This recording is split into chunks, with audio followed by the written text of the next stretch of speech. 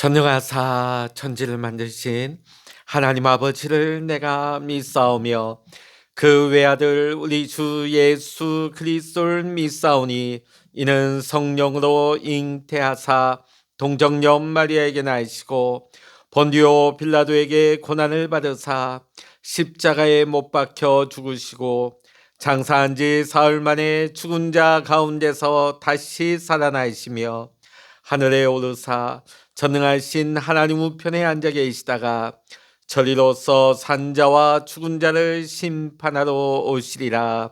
성령을 믿사오며 거룩한 공예와 성도가 서로 교통하는 것과 죄를 사하여 주시는 것과 몸이 다시 사는 것과 영원히 사는 것을 믿사옵나이다. 아멘. 찬송가 542장입니다. 찬송 542장입니다. 구주 예수 의지함이 심히 기쁜 일일세 영생 허락 받았으니 의심마 주없도다. 예수 믿는 것은 받은 증거 많도다. 예수 귀한 예수 믿음 더욱 주소서. 구주 예수 의지함이 심히 기쁜 일일세 주를 믿는 나의 마음 그의 피에 적시네. 예수 믿는 것은 받은 증거 많도다. 예수 귀한 예수 믿음 더욱 주소서. 구주 예수 의지하여 죄악 벗어버리네. 안위 받고 영생함을 주께 모두 얻었네. 예수 믿는 것은 받은 증거 많도다. 예수 귀한 예수 믿음 더욱 주소서.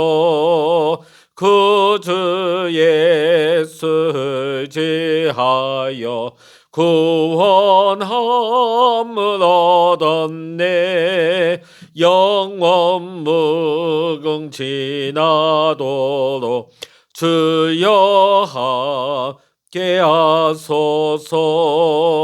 예수 믿는 것은 받은 증거 많도다. 예수 귀한 예수 믿음 더욱 주소서. 아멘. 이 시간 우리에게 주시는 하나님의 말씀 신약 성서 누가복음 20장 19절로부터 26절까지입니다. 신약 성서 130면 누가복음 20장 19절로부터 26절까지 같이 읽습니다. 서기관들과 대제사장들이 예수의 이 비유는 자기들을 가리켜 말씀하신 줄 알고 즉시 잡고자 하되 백성을 두려워하더라. 이에 그들이 엿보다가 예수를 총독의 다스림과 권세 아래 넘기려 하여 정탐들을 보내어 그들로 스스로 의인인 체하며 예수의 말을 책잡게 하니 그들이 물어 이르되 선생님이여 우리가 아노니 당신은 바로 말씀하시고 가르치시며 사람을 외모로 취하지 아니하시고 오직 진리로서 하나님의 도를 가르치시나이다.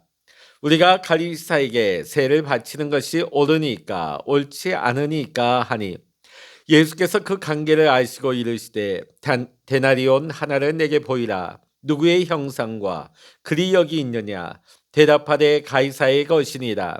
이르시되 그런즉 가이사의 것은 가이사에게 하나님의 것은 하나님께 바치라 하시니 그들이 백성 앞에서 그의 말을 능히 책잡지 못하고 그의 대답을 놀랍게 여겨 침묵하니라.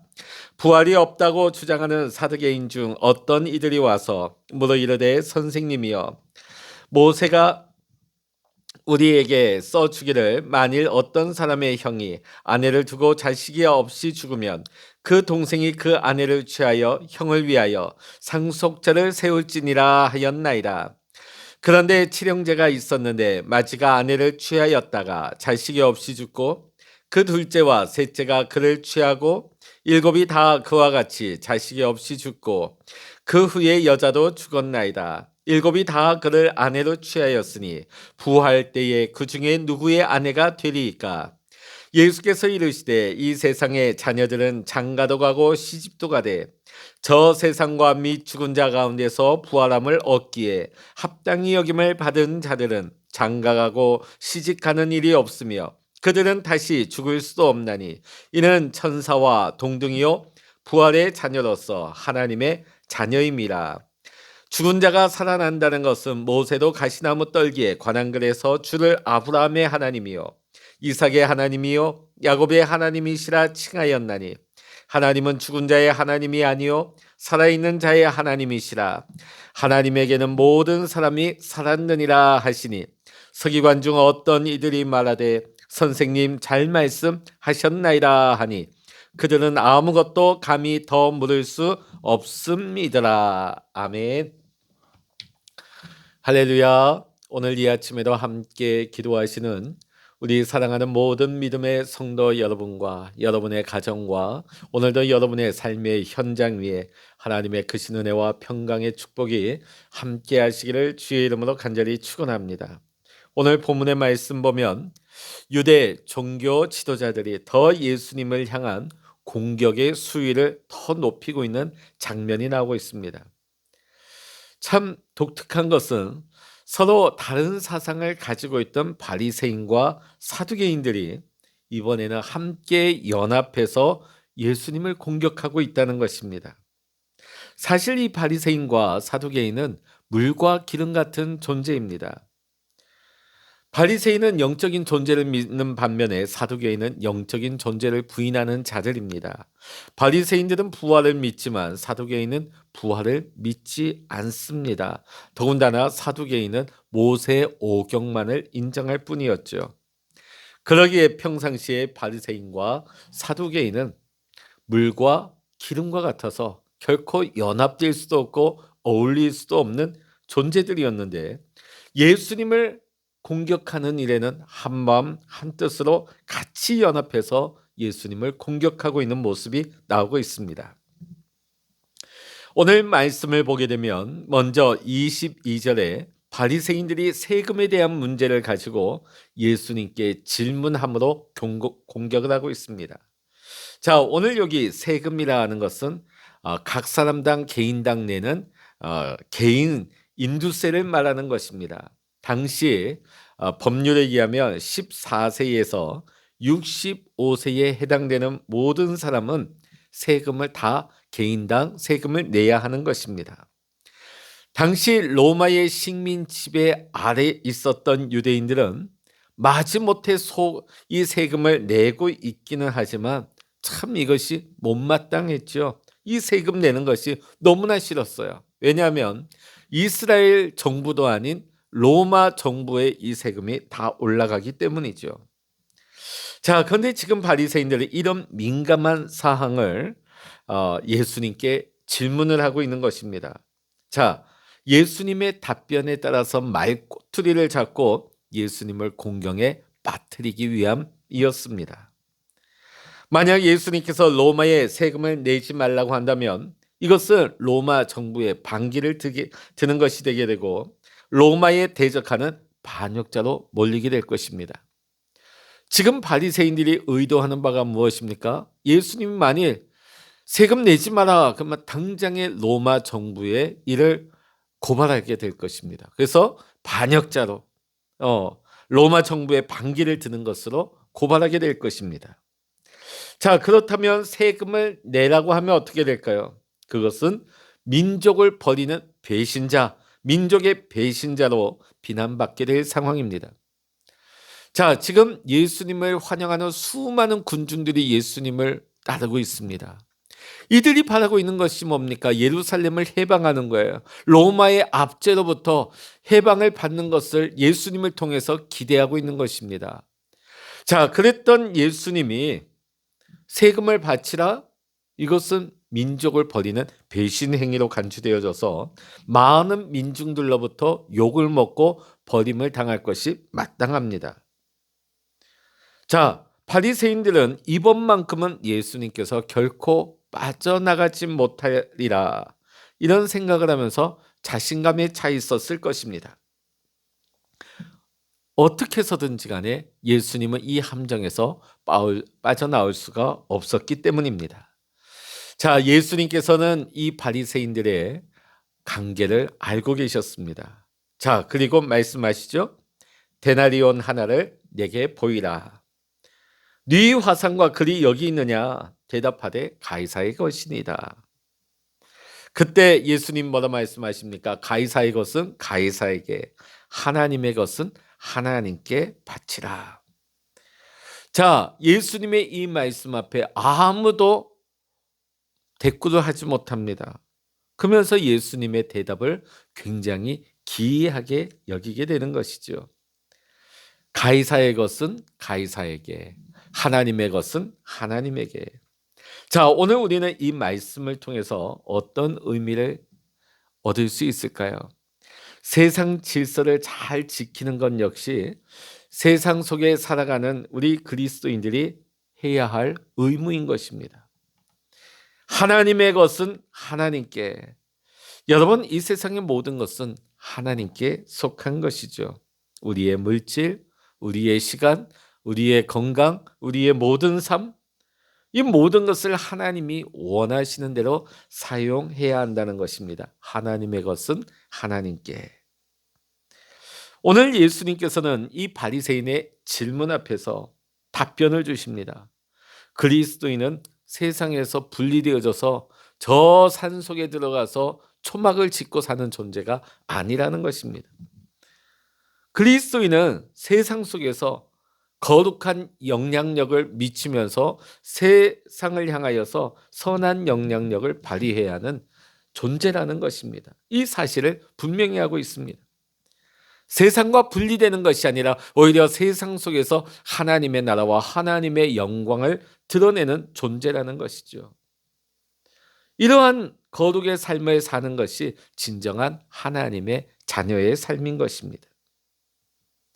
하나님께서는 저와 여러분에게 이런 세상 속에서도 선한 영향력을 발휘할 수 있는 믿음의 능력을 우리에게 다 주신 줄로 믿습니다. 오늘 우리가 각자의 삶의 영역에서 우리의 삶의 분야 속에서 우리가 최선을 다할 때 하나님이 내게 주신 능력을 힘입어서 믿음의 삶을 살아가게 될 때에 오늘 우리의 삶의 모든 영역 가운데서 하나님의 나라와 하나님의 뜻이 이루어지는 하나님의 영광이 드러나는 승리의 삶을 살아가게 될 줄로 믿습니다. 오늘 저와 여러분 모두가 이 승리의 삶 사시기를 주의 이름으로 간절히 축원합니다. 자, 이번에는 바리새인들의 이 질문의 공격이 실패하는 것을 보고 사두개인들이 나서게 됩니다. 27절부터 40절의 말씀을 보게 되면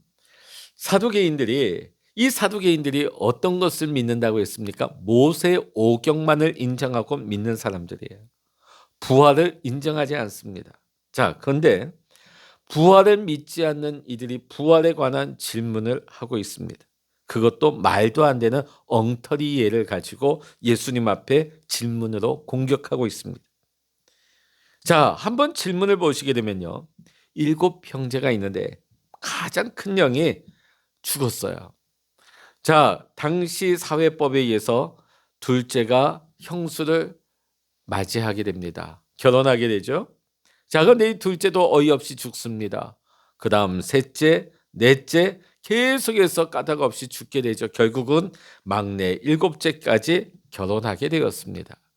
자, 세월이 흘러 이들이 다시 부활하였을 때 이 형수, 이 한 여인은 과연 첫 번째부터 일곱째까지 이 형제들 중에 누구의 아내가 되겠습니까?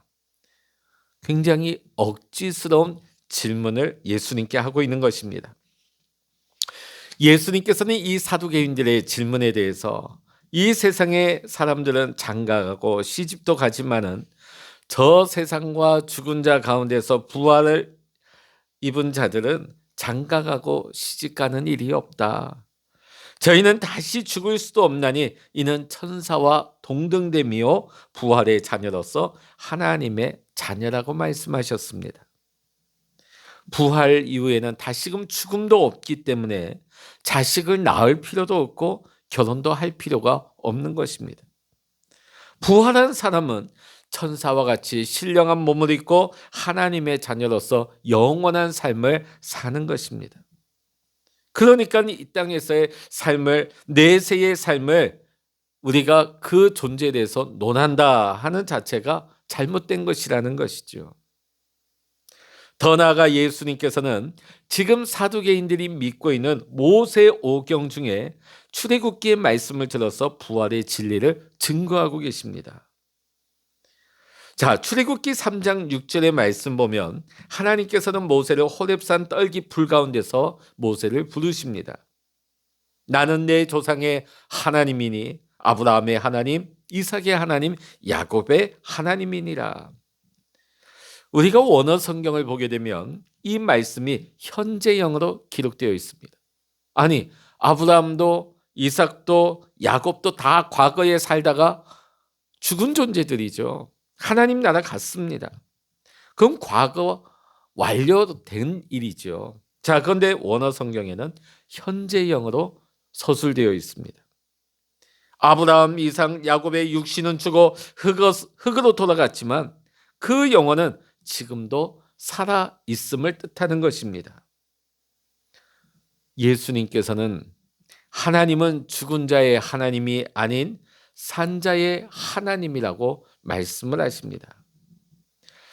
자신들이 믿고 있는 모세오경의 말씀을 통하여서 부활의 진리를 증거하시는 예수님의 말씀 앞에 사도개인들은 입이 있어도 더 이상 할 말이 없게 되어집니다. 오늘날 현대 사회를 보면 사단이 성경의 진리를 훼손시키려는 일들이 계속해서 비일비재하게 시간이 지나면 지날수록 더 확산되고 있습니다.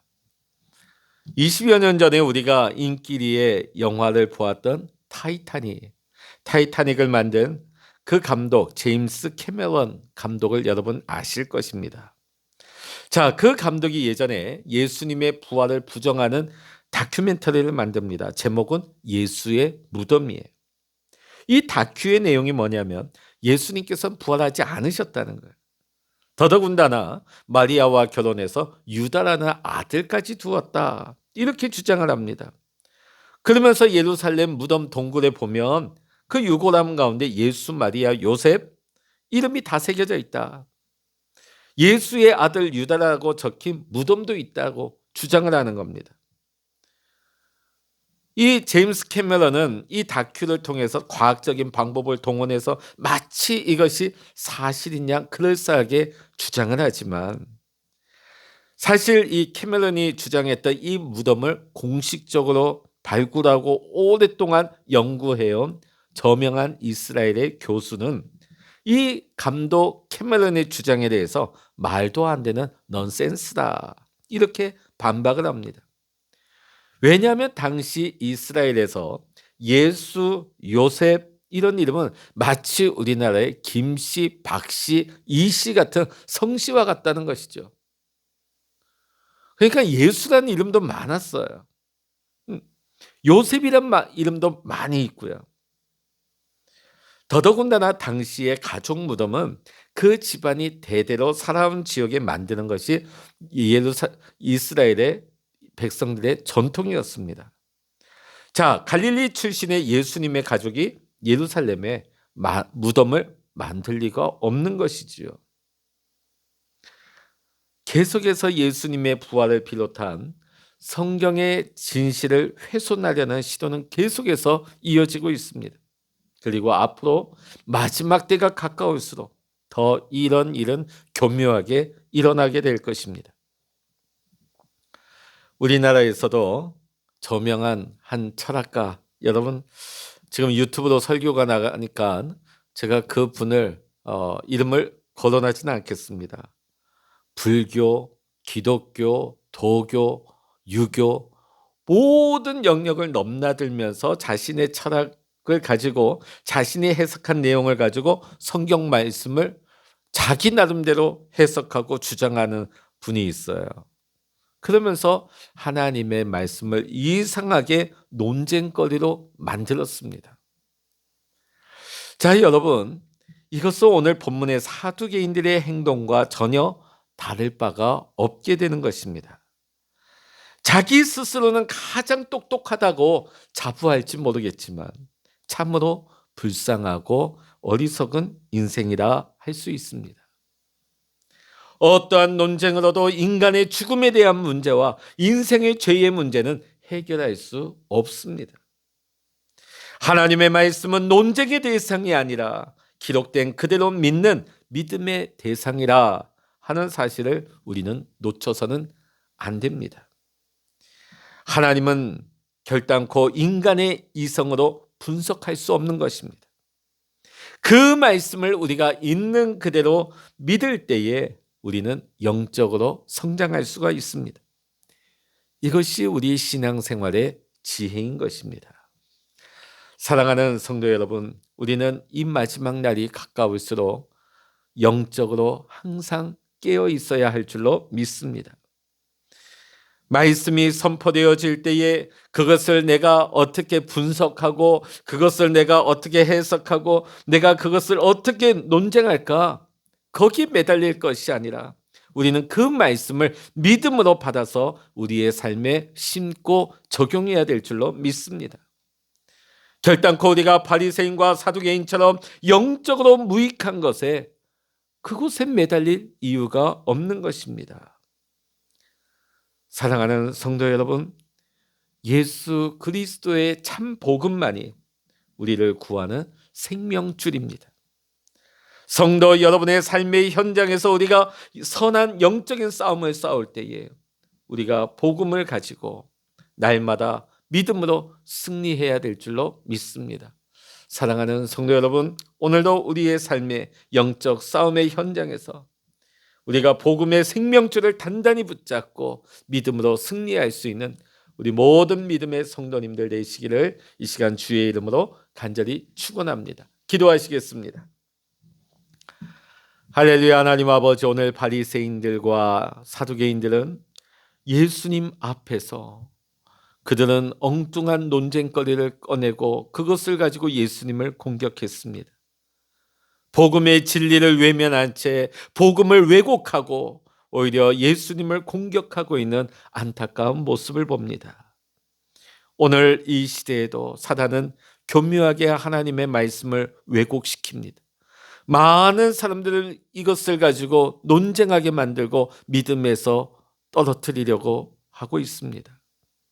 오늘 우리가 말씀을 받을 때 그것을 논쟁거리로 받는 것이 아니라 그것을 내 이성으로 분석하기 위해 받는 것이 아니라 오늘도 우리가 그 말씀을 선포되어지는 말씀을 믿음으로 받게 하시고 우리의 삶에 적용하며 말씀에서 우리의 삶의 행함으로 열매 맺는 축복을 누리게 하여 주시옵소서.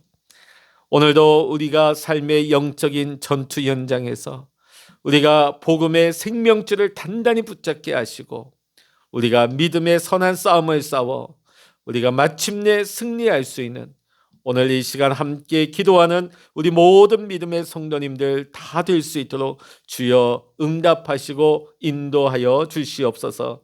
모든 감사와 영광을 우리 주님께 올려드리며 우리 주 예수 그리스도의 이름으로 간절히 기도하옵나이다. 아멘.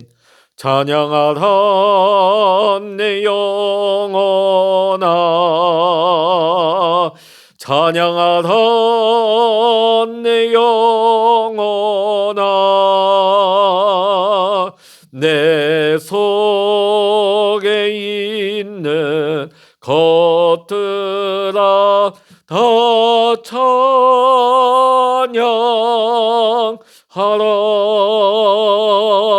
기도하라 내 영혼아, 기도하라 내 영혼아, 내 속에 있는 것들아 다 기도하라. 주여 일창을 합심하여 기도하십니다. 주여